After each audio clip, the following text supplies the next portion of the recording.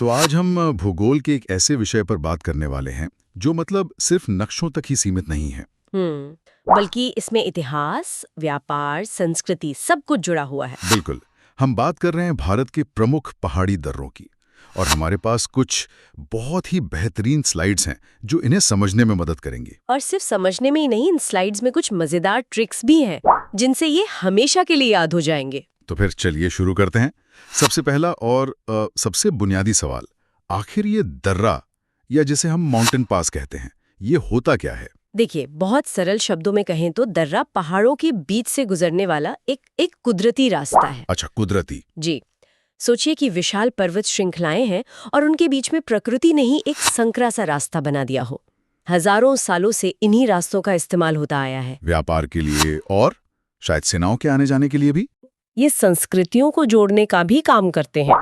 एक तरह से कह सकते हैं कि ये वो जगह है जहां भूगोल इतिहास से मिलता है। वाह, भूगोल इतिहास से मिलता है, ये बहुत खूब कहा। तो चलिए फिर सीधे भारत के सबसे ऊंचे इलाके की तरफ चलते हैं। लद्दाख, हाँ, लैंड ऑफ हाई पासेस, यानी ऊंचे दर्रों की भूमि। और यहाँ से जुड़ी एक ब्रेकिंग न्यूज भी है, कह सकते हैं। हाल ही में मेंघला पास 19,400 फीट की ऊंचाई पर दुनिया की सबसे ऊंची मोटर योग्य सड़क बन गया है। जी, उसने उमलिंग ला का रिकॉर्ड भी पीछे छोड़ दिया है। ये अपने आप में एक बहुत बड़ी उपलब्धि है ना?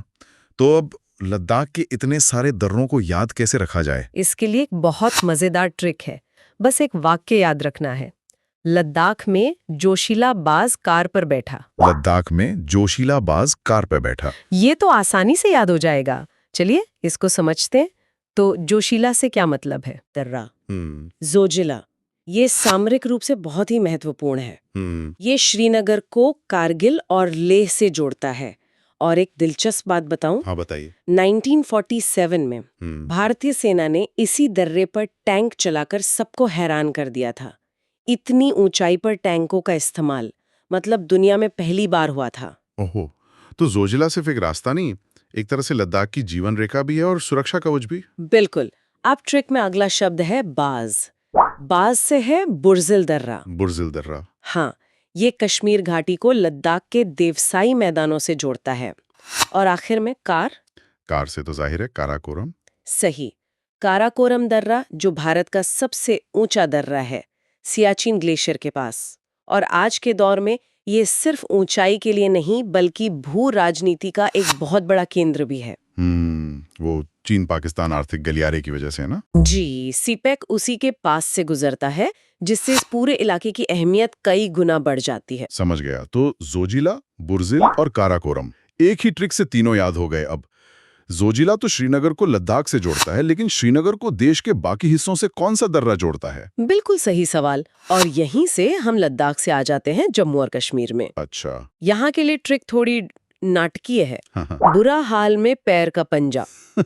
बुरा हाल में पैर का पंजा, इसके पीछे क्या कहानी है? यहाँ बुरा हाल से मतलब है बनिहाल दर्रा।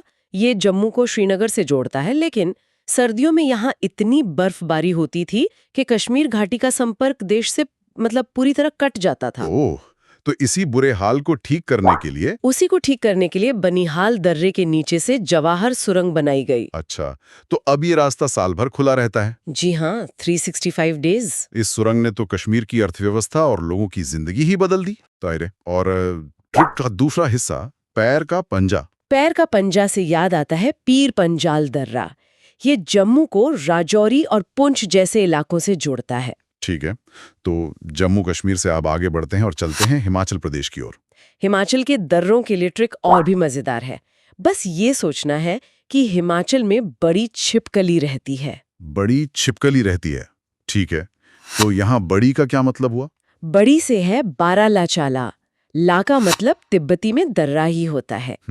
ये मनाली लेह हाईवे पर एक बहुत ही ऊंचा और खूबसूरत दर्रा है, और यहीं से चिनाब नदी भी निकलती है। अच्छा, और छिपकली?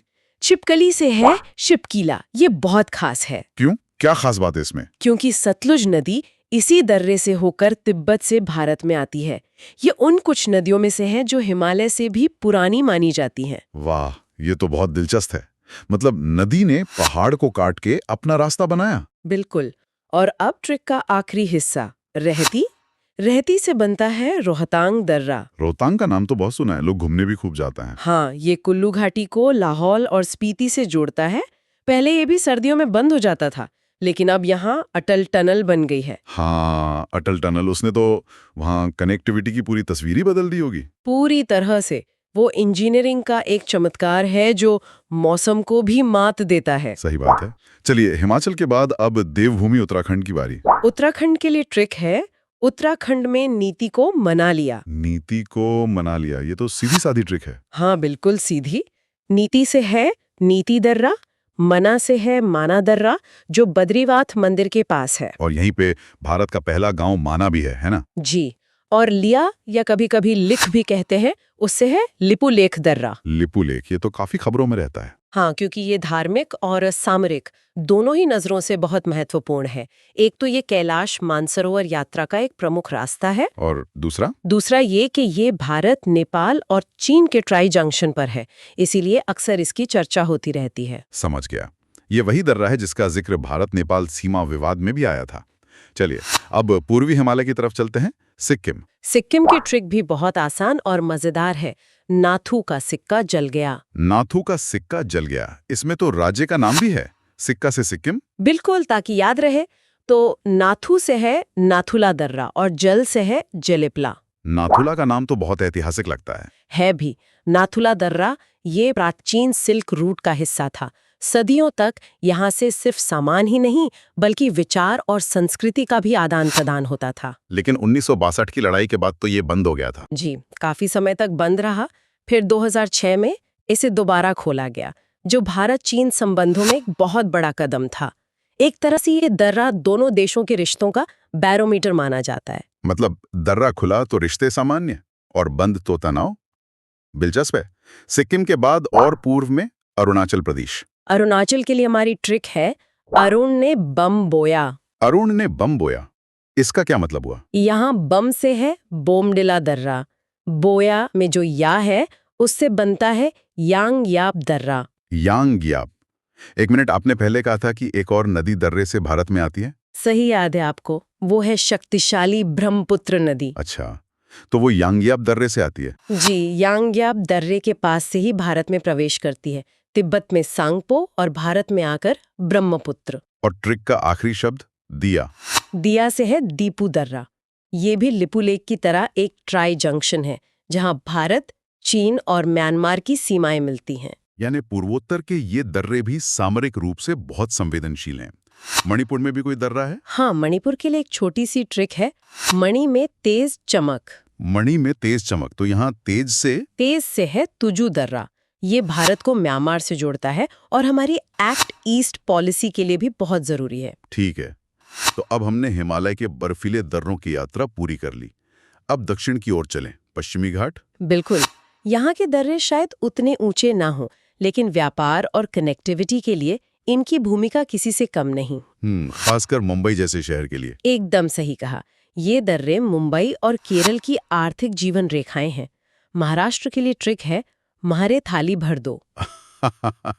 मारे थाली भर दो, ये तो मजेदार है। हाँ, यहाँ थाली से है थाल घाट, जो मुंबई को नासिक से जोड़ता है। और भर से जुड़ पाता। सारा ट्रैफिक, रेल और सड़क इन्हीं घाटों से गुजरता है। सही बात है।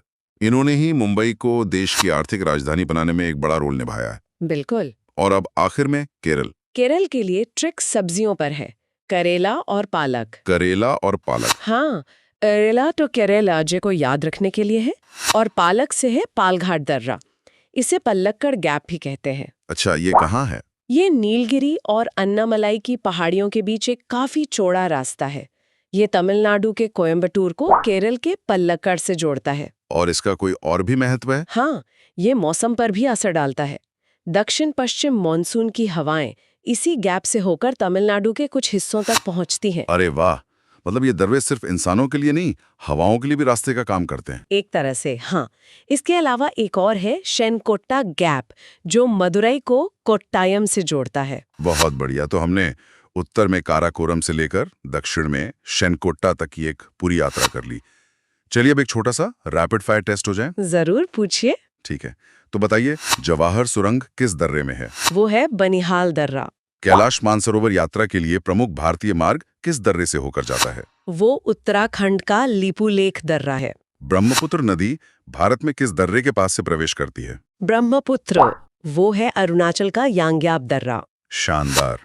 और आखिरी सवाल, मुंबई को पुणे से जोड़ने वाला घाट कौन सा है? वो है भोर घाट। बेहतरीन। मुझे लगता है कि इन ट्रिक्स और कहानियों के बाद अब ये दर्रे कोई नहीं भूलेगा। ये अब सिर्फ नाम नहीं रहे, इनके साथ एक पहचान, एक कहानी जुड़ गई है। बिल्कुल। और जाते जाते एक विचार सबके लिए छोड़ना चाहूंगी। हमने इन दर्रों को नक्शे और परीक्षा के नजरिए से समझा, पर कभी ये सोचिएगा कि इन संकरे रास्तों ने सदियों तक सिर्फ माल और सेनाओं को ही नहीं, बल्कि भाषाओं, धर्मों और पूरी की पूरी संस्कृतियों के प्रवाह को कैसे दिशा दी होगी। सही कहा। हर दर्रे की अपनी एक अनकही कहानी है, जो भूगोल की किताबों से कहीं ज्यादा गहरी और रोमांचक है। बहुत खूब। हर दर्रा अपने आप में इतिहास का एक गवाह है। इसी विचार के साथ आज की ये गहरी और मजेदार चर्चा समाप्त करते हैं। Thanks for watching. Don't forget to subscribe for next video.